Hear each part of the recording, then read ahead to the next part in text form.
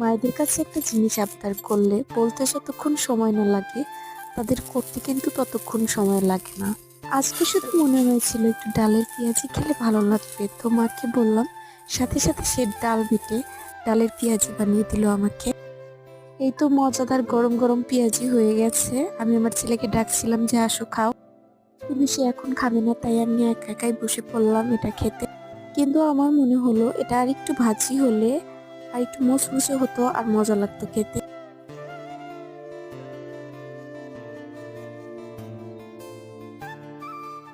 তবে খাওয়ার সময় দেখলাম যে ডালের বড়াটা ভালোই ক্রিস্পি হয়েছে।